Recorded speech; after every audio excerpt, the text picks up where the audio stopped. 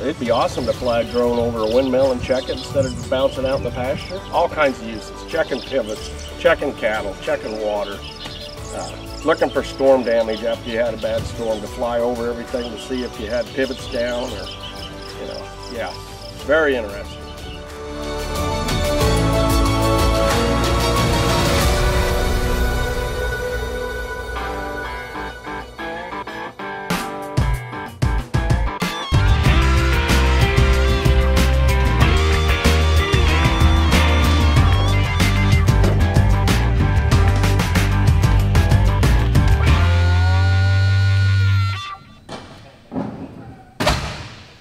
Hey Cody, Yeah. anything about these guys outside in the uniforms?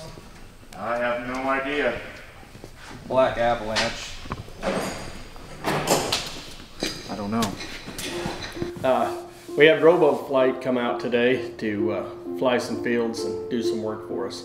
Somehow I dropped the ball and I forgot to let anybody know that RoboFlight was coming out today. That was probably my fault. I guess we need to get back to having them team meetings if we weren't so damn busy. Hey, how's it going? I'm Daniel.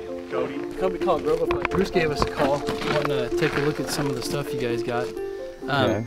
You know, if you want to take a look at our stuff, we'll tell you about kind of what we're doing. And as you can see, we got drones everywhere. I wish Bruce would have let me know, but basically we've got camera systems on these that can take a look at the crops in different spectrum than what we can see with our naked eye. And we can go and evaluate the health of them just by flying over the crops and taking pictures. So that's kind of what we're going to be out doing today. We've got some multi-rotor aircraft and got some fixed wing airplanes that we're going to go fly. You guys might get a kick out of it if you want to come and take a look. Oh yeah. Get us away from working for a little bit. There you go. One thing that I would compare this technology to is the auto steer, the GPS guidance in agriculture. That came out about 5 to 10 years ago. It was slow for growers to adopt that.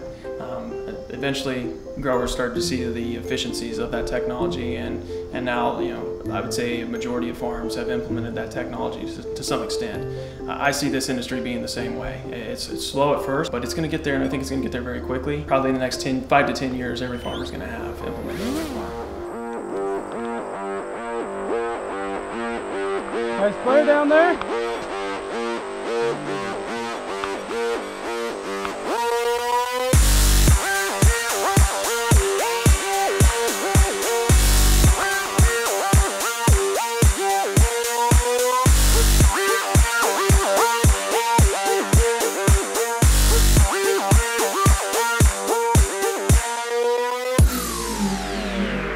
We have a turnkey solution to go out and collect data and collect multiple images over a field and process that imagery into an ortho mosaic, or just a multiple image map of the field where we stitch all the images together.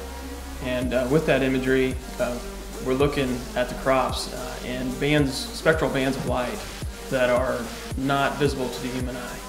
And those spectral bands tell us a lot about what's going on as far as the health of the crop that we're mapping.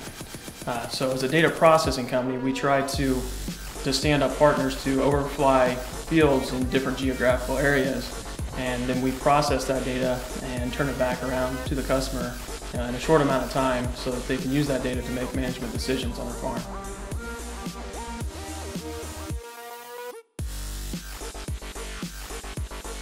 Your camera view. Yeah, and that's how you control it too. So the right side of the sticks here, that's your moving left to right. Okay. And then this is front to back.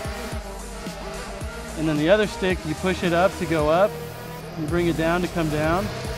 And then you've also got your yaw motion. So as long as you're not touching anything, it's going to stay right where it's at. So take that right stick.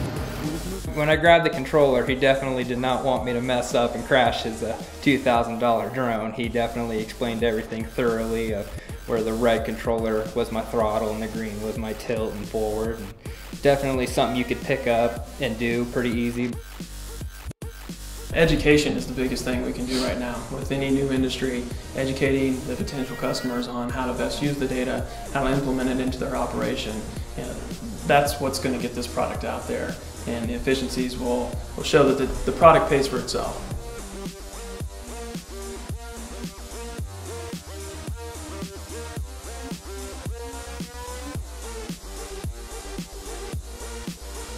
Thought they were the government, yeah. Be careful with that kind of word around here. So this type of system just has a normal colored camera, and that'd be very useful for flying over like a center pivot sprinkler and being able to see if you have any nozzles plugged. Well, thanks, gentlemen. Great stuff. Hey, absolutely. Pleasure meeting you. Yeah. Code? Yeah, you better go pick berries up and Yeah, he'll be mad. get back to work. I got some pivots to go check. You guys want to go Absolutely. go along and see what we can do? Go check it out. Alrighty. Yeah, we'll bring something. Usually when you go check the pivots, you got to pull in the pivot lane, do all that, drive all over. But with this, you got a group of 4 or 5 of them. You can just lift it up and check them all at once. Save you about a half hour of driving, putting around. We got one right up here to the north that was stuck this morning. We'll go see if it's stuck again or if it's still going.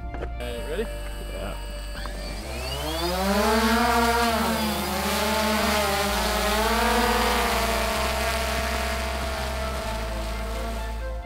On one of the aircraft we were flying today, we were actually flying over a center pivot irrigation system, and we were able to quickly do an analysis of the whole irrigation system to see any issues going on with that system. So if there was a blown sprinkler, or if there was a tower that was stuck, we would have been able to see that, and then we would have been able to know exactly where to send the troops to fix it. Riley, I'll be right back.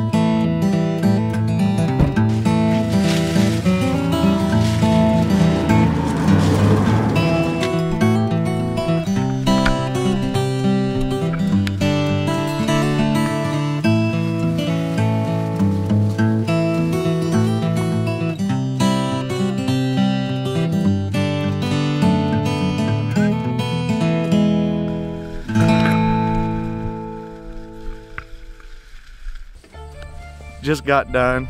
Probably some of the faster pivot checking I've had to do. Took the drone guys out and checked the pivots. Worked pretty good, pretty fast. Had one problem. Got it going pretty quick, not a big deal. Back here, waiting on Blake and Riley to get back. They're supposed to be fixing pivots, but I guess maybe they should have took the drone guys too. They're probably still somewhere out there, who knows. I'm not for sure what pivots they had to check, but they should have been back here, I thought. But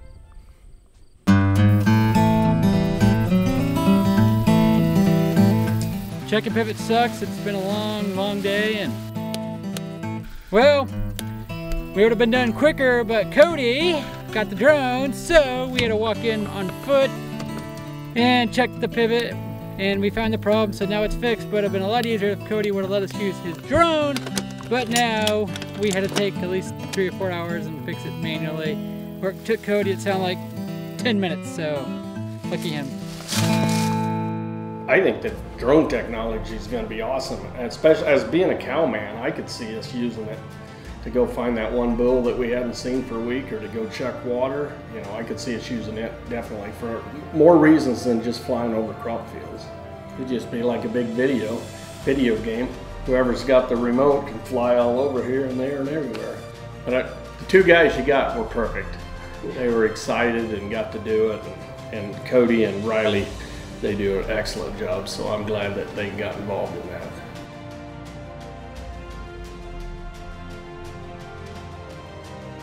Well, the technology from when my dad was farming is just night and day difference. If Dad could see the equipment we're running now, and you know, the equipment we're running and how it's steering itself, and how we can pick corn without steering, you know, you would just be in awe. My uncles too. So if our kids see the changes Joe and I have seen, it's going to be good, really good.